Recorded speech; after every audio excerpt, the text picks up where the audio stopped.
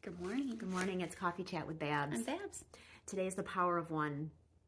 One Babs? The power of one Babs. All right. About a month ago, I shared with you that meme that said, if you want to know what you would have been doing during slavery, Holocaust, or civil rights, you're doing it right now. Right. And how did that land with you? I mean, it was pretty powerful.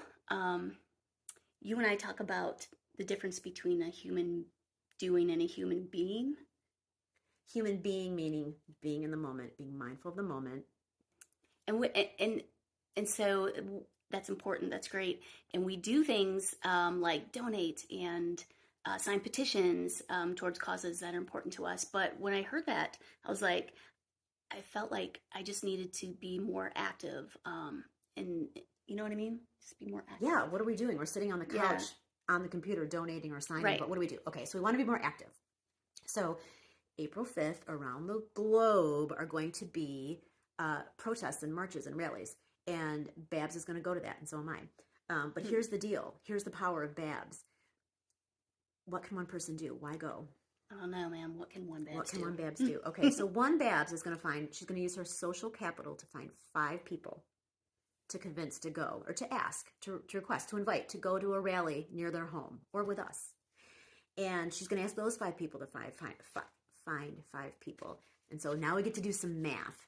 If you get your 5 people, find your 5, and you ask those 5 people to get 5 people on board, and you ask those 5 people to get 5 people on board, and that happens with your 5 people, that happens 10 more times, just Babs herself can mobilize over 48 million people. That is a lot of people. That is the power of one, friends. We are so powerful, right? Okay, so the deal is find your 5, stand up, and that's the other thing. This is called body politics. Body politics. You stand up for what you believe in, you get off the couch, and you go put your body in spaces and places with other bodies. How do you feel when we go to one of those rallies? I feel energized. I feel like I'm part of something important. I just feel good. And here's the neuroscience behind that. When we gather with other bodies for a common purpose, something called collective effervescence happens. That's that feeling of awe that we get. And there's actually some neurosyncing that happens. So it's so good for our resilience. It's so good to connect in that way. And we always have inspiring speakers. We leave feeling energized and hopeful. And if you look throughout history, like the March on Washington was, I think, 1963. It was 250,000 people, and that was Martin Luther King's I Have a Dream speech.